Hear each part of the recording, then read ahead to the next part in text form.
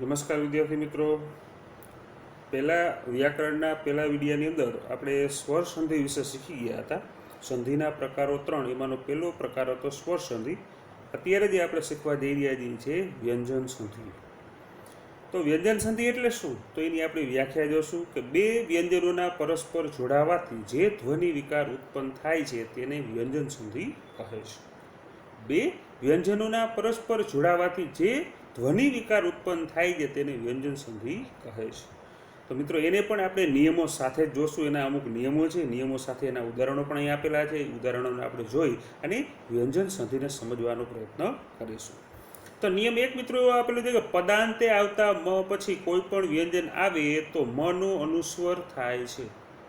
પદાંતે આવતા મ પછી કોઈ પણ વ્યંજન આવે તો મનો અનુસ્વાર થાય છે અને મ પછી કોઈ પણ સ્વર આવે તો મ માં તે ભળી જાય છે અને મ કેવો બને છે? પૂર્ણ અક્ષર બને છે. હવે મિત્રો આપણે એના ઉદાહરણોની અંદર વિદ્યાર્થી મિત્રો જોઈએ તો આપણે ખ્યાલ આવશે કેવી રીતે શબ્દના અંતે આવેલો મ છે એના પછી વ્યંજન શબ્દ આવે તો એનો અનુસ્વર થાય અને મ પછી સ્વર આવે તો એ મની અંદર ભળી અને મ પૂર્ણ કેવી રીતે બને એ જોઈએ.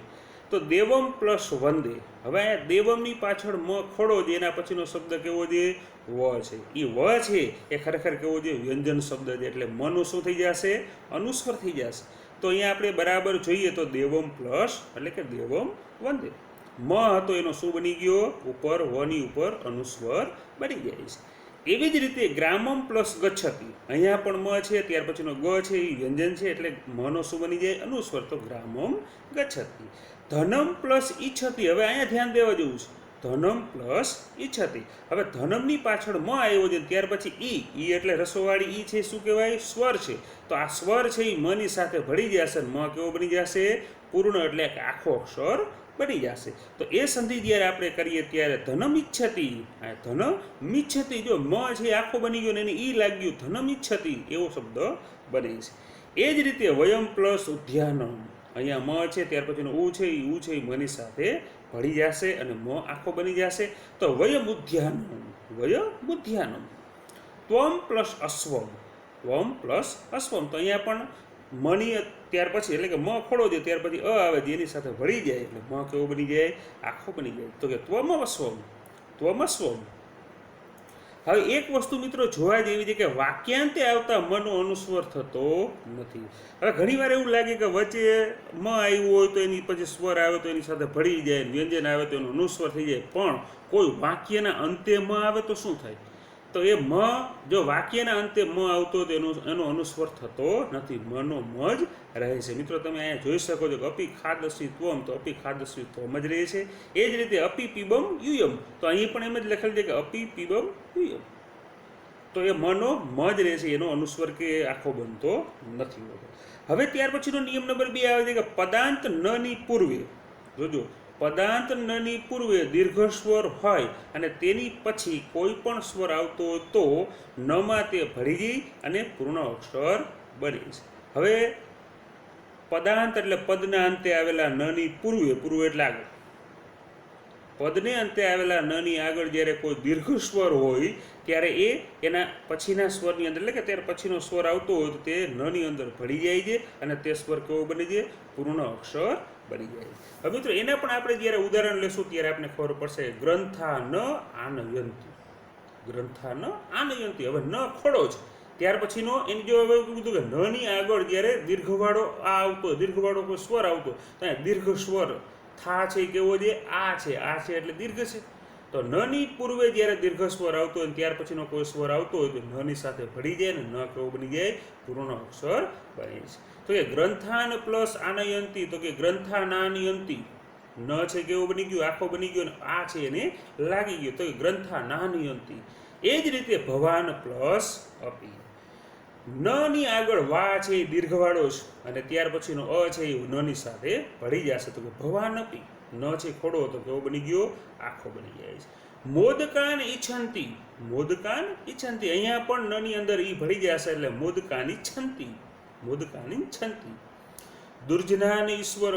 અહીંયા પણ નની અંદર ઈ ભળી જશે તો કે દુર્જનાન ઈશ્વર. પણ અહીંયા ઈ કેવો છે? દીર્ઘવાળો છે એટલે ની ને આપણે દીર્ઘવાળી ઈ લાગશે. દુર્જનાન ઈશ્વર. વૃક્ષાન પ્લસ ઉદકેન. વૃક્ષાન પ્લસ ઉદકેન, તો કે વૃક્ષાનુદકેન, વૃક્ષાનુદકેન.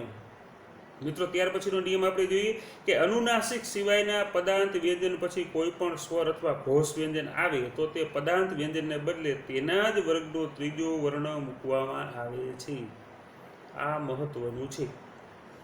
અનુનાસિક સિવાયના પદાંત, જો અનુનાસિક એટલે કયા, તો કે અંગ, ઝ, ણ, ન ને મ, એના સિવાયના પદાંત વ્યંજન પછી, એના સિવાયનો કોઈ પદના અંતે આવેલા વ્યંજન પછી કોઈ સ્વર અથવા તો ઘોષ વ્યંજન આવતું હોય તો, કોઈ સ્વર અથવા ઘોષ વ્યંજન, ઘોષ એટલે કેવો કે તમારા જે વર્ણ પરિચયની અંદર પહેલા શબ્દો હતા એ બે અઘોષ જે ક, ખ, ચ, ટ, એ બધા અઘોષ જે, ત્યાર પછીના ગ, ક, ખ, ગ, ઘ, ગ અને ઘ છે એ કહેવાય છે ઘોષ વ્યંજનો છે.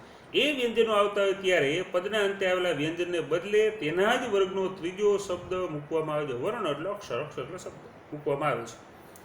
તો ઉદાહરણની અંદર જોઈએ મિત્રો કે વનાત પ્લસ વનમ, વનાત પ્લસ વનમ. તો શબ્દના અંતે આવેલા ત, જો હવે અનુનાસિક સિવાયનો જે ત છે અને ત્યાર પછીનો શબ્દ કયો તો ઘોષ વ્યંજન, તો વ પણ કેવો છે ઘોષ વ્યંજન છે. તો તના વર્ગનો ત્રીજો શબ્દ મૂકવામાં આવે તો તના વર્ગનો ત્રીજો શબ્દ કયો, તો કે ત, થ, દ. તો તની જગ્યાએ કયો આવશે, દ આવશે. તો અહીંયા આપણે જોઈએ છે વનાદ વનમ, અહીંયા દ છે ખોડો છે, આ નીચે વ રહ્યું એ આખો છે વનાદ વનમ થાય છે. એ જ રીતે મિત્રો ત્યાર પછીના ઉદાહરણમાં જોઈએ કે વૃક્ષાત પ્લસ અવતરતી, વૃક્ષાત પ્લસ અવતરતી. અહીંયા પણ ત છે અને ત્યાર પછીનો શબ્દ સ્વર છે, તો સ્વર હોવાને કારણે પછી પાછળ આવેલા તના વર્ગનો ત્રીજો શબ્દ એટલે કે દ મૂકવામાં આવે છે. અ સાથે ભળી જાય એટલે કેવો બની જાય, આખો બની જાય. તો અહીંયા આપણે એની સંધિ જોઈએ કે વૃક્ષાદ વતરતી, વૃક્ષાદ વતરતી એટલે દ છે આખો બની જાય છે અને અ છે એ લોપ પામી જાય છે. એ જ રીતે મિત્રો જોઈએ તો કે સરોવરાત પ્લસ ઉદપતનો, સરોવરાત પ્લસ ઉદપતનમ. અહીંયા પણ ત છે અને ત્યાર પછીનો શબ્દ સ્વર આવે છે ઉ છે, તો એ ઉ છે એ તની સાથે ભળી જાય એટલે ત આખો બની જાય. પણ એની જગ્યાએ આપણે એના ત્રીજા વર્ગનો શબ્દ ત, થ, દ મૂકવાનો છે. તો આપણે જોઈએ તો સરોવરાદુપતનમ, સરોવરાદુપતનમ. જો અહીંયા ઉત્પતન છે એની જગ્યાએ દુ છે એની અંદર ઉ ભળી ગયું એટલે શું થઈ ગયું, સરોવરાદુપતન એ શબ્દ બને છે. ત્યાર પછીનો શબ્દ આવે છે કે પવનાત પ્લસ ભયમ, પવનાત પ્લસ ભયમ. તો એ પણ ત છે, ત્યાર પછીનો ભ છે એટલે પ, ફ, બ, ભ છે એ કેવો ઘોષ વ્યંજન છે. તો તના વર્ગનો ત્રીજો શબ્દ એટલે કે દ મૂકવામાં આવે. એટલે અહીંયા આપણે જોઈએ તો પવનાદ ભયમ એવો શબ્દ બને છે. ત્યાર પછીનો શબ્દ આવે છે કે બિલાત પ્લસ બહી. તો ત છે તો એના જગ્યાએ કયો આવશે, દ આવશે, તો બિલાદ બહી.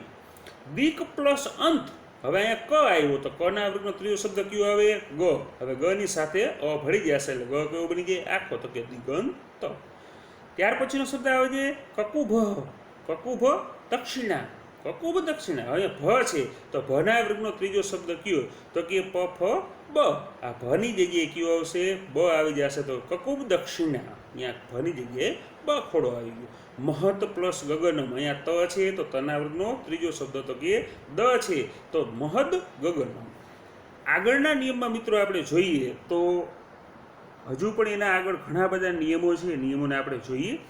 એ જ નિયમ હજી અહીંયા ચાલુ છે, આપણે જે ભણ્યા એને જ આપણે ઉદાહરણ જોઈએ તો કે અચ પ્લસ અંત, અચ પ્લસ અંત. તો કે ચના વર્ગનો ત્રીજો શબ્દ, તો કે ચ, છ, જ. તો અહીંયા આપણે જોઈએ છીએ કે ચના વર્ગનો ત્રીજો શબ્દ જ મૂક્યો છે ને એની અંદર અ ભળેલો છે એટલે જ કેવો બની ગયો, આખો. તો અચ પ્લસ અંત બરાબર અજંત. ષટ પ્લસ એવો, ષટ પ્લસ એવો. તો ટના વર્ગનો ત્રીજો શબ્દ તો ટ, ઠ, ડ. તો તડેવ, સડેવો, સડેવ શબ્દ બને છે. ત્યાર પછીનો શબ્દ આવે છે સુપ પ્લસ અંત. તો પના વર્ગનો ત્રીજો શબ્દ એટલે કે પ, ફ, બ. તો એનો શબ્દ બને છે સુબંત. હવે મિત્રો ત્યાર પછીનો બીજો ઉદાહરણને આપણે જોઈએ તો એટલે કે એનો નિયમ જોઈએ તો કે પદાંત નની તરત પહેલા હસ્વ સ્વર હોય અને પછી તરત જ કોઈ પણ સ્વર આવતો હોય તો ન બેવડાય છે અને તેની સાથેનો પછીનો સ્વર ભળી જતા પૂર્ણ અક્ષર બને છે. હવે એમ કીધું પદાંતની એટલે કે પદના અંતે આવેલા નની તરત જ પહેલા હસ્વ સ્વર હોય, હવે પ અહીંયા આપણે ઉદાહરણની અંદર જોઈએ તો લગભગ બધા ન છે એની આગળનો બધા હસ્વ સ્વર આવેલા છે, ક્યાંય આપણે દીર્ઘ સ્વર દેખાતા નથી. હવે જો પદને અંતે આવેલા ન ની પહેલા જો હસ્વ સ્વર આવતો હોય અને પછી તરત જ કોઈ પણ સ્વર આવતો હોય તો તની સ્વર આવતો હોય તો ન બહુ બેવડાઈ જાય ને તેની સાથે પછીનો સ્વર જે ભળી જાય છે અને પૂર્ણ અક્ષર બને છે. તો હવે આપણે અહીંયા જોઈએ કે જીઘ્રન પ્લસ અપી. ફરીવાર મિત્રો જોઈ લ્યો કે પદને અંતે આવેલા ન પછી તરત હસ્વ સ્વર એટલે ગ્રહ છે હસ્વ સ્વર છે અને ત્યાર પછી કોઈ પણ સ્વર આવ્યો છે તો ન બેવડાય છે અને બેવડાયા પછી પણ અ ભળે એટલે કેવો બની જાય છે? આખો બની જાય છે. એક બેવડાયેલો ને એક આખો બની જાય છે. તો જીઘ્રન પ્લસ અપી તો કે જીઘ્રન અપી, ન ડબલ થયા, જીઘ્રન અપી. એ જ રીતે સ્પૃશન પ્લસ અપી તો કે પૃષન્નપી અને તસ્મિન પ્લસ આરોપ્યંતી તો કે તસ્મિન્નારોપ્યંતી, તસ્મિન્નારોપ્યંતી. બિહસન પ્લસ એવો તો બિહસનેવો, બિહસન પ્લસ એવો તો બિહસનેવો, તસ્મિન પ્લસ એવો તો કે તસ્મિનવો. આગળ મિત્રો આપણે જોઈએ તો ત્યાર પછીનો જે નિયમ આવે છે કે પદના અંતે આવતા ત પછી તરત જ, પદને અંતે આવેલા ત પછી તરત જ ચ કે છ આવે તો તનો શું થઈ જાય? ચ થઈ જાય છે, એટલે કે ચ કરવો પડે છે. તો યાવત પ્લસ ચક્રમ. હવે પદને અંતે આવેલો ત ત્યાર પછીનો ચ એટલે શું કીધું કે ચ કે છ આવે તો પદને અંતે આવેલા તનો શું કરવાનો છે? ચ કરવાનો છે. તો યાવત પ્લસ ચક્રમ તો અહીંયા ત છે ત્યાર પછી ચ આવ્યો તો તનો શું બની જાય? ચ. તો યાવત ચક્રમ, અહીંયા તનો ચ બની ગયું, યાવત ચક્રમ. ચ છે એ ખોડો આવી ગયો છે, યાવત ચક્રમ. એ જ રીતે જોઈએ તો મહત પ્લસ છત્રમ તો મહત છત્રમ, અહીંયા પણ તનો ચ બને છે. આગળના ઉદાહરણમાં જોઈએ તો મહત પ્લસ છિદ્રમ, એ જ રીતે મહત છિદ્રમ. અને આગળ કવિ કહે છે એટલે કે વ્યાકરણના પાણીની ઋષિ કહે છે કે ન જો એમાં શું કીધું કે પદને અંતે આવેલા ત પછી તરત જ ન કે જ્ઞ આવતો હોય તો તનો જ કરવો. હવે અહીંયા આપણે જોઈએ તતઃ પ્લસ જય, તતઃ પ્લસ જય. હવે ત પછી એટલે કે જ આવે છે, અહીંયા આપણે જોઈએ જ આવ્યા છે તો એનો શું કરવાનું છે? પાછો જ કરવાનો છે.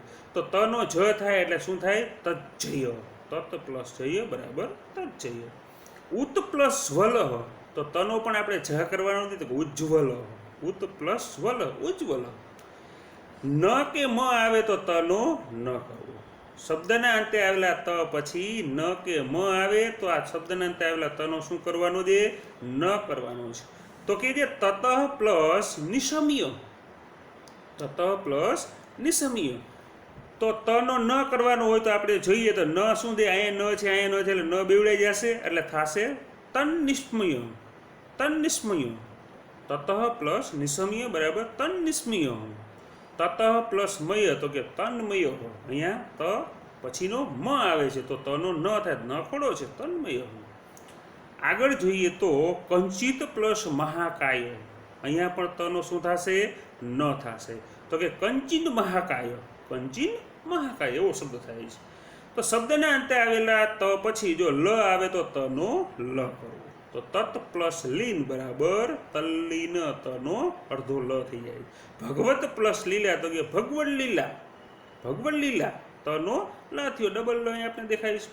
અને આગળ કહીએ છીએ કે સ આવે, જો શબ્દના અંતે આવેલા ત પછી સ આવે તો તનો ચ કરવો અને વિકલ્પે સ અથવા તો છ કરવો. જો એનો કોઈ વિકલ્પ તરીકે આપણે ક્યારેક એને સ અથવા તો છ કરી શકીએ છીએ. તો શ્રીમત ત ખોડો છે ત્યાર પછી શંકરાચાર્ય આવે છે તો શંકરાચાર્યનો સ છે તો આપણે એનો શું કરવાનો છે? તનો ચ કરવાનો છે. તો શ્રીમદ શંકરાચાર્ય, શ્રીમદ શંકરાચાર્ય. યુદ્ધાત શ્રેય, યુદ્ધાત ત છે ત્યાર પછીનો શ્ર છે, આપણે જોયું કે સ અથવા તો છ આવતો હોય તો એની જગ્યાએ આપણે શું કરવાનું છે? એનો ચ કરવાનો છે. યુદ્ધાત શ્રેય તો યુદ્ધાચ્છય. તતઃ પ્લસ શ્રુત્વા તો કે તત્શ્રુત્વા, તત્શ્રુત્વા. તતઃ પ્લસ શ્રુત્વા તો કે તત્શ્રુત્વા. તતઃ પ્લસ શરીરમ તો કે તત્શરીરમ. તો વિદ્યાર્થી મિત્રો અહીંયા આપણે સંધિનો બીજો પ્રકાર એટલે કે વ્યંજન સંધિના કેટલાક નિયમો, કેટલાક ઉદાહરણો સાથે એનો આપણે અભ્યાસ કર્યો છે. આગળનો જે વિસર્ગ સંધિ બાકી રહી છે એનો અભ્યાસ આપણે આના આવતા પછીના લેક્ચરની અંદર કરીશું.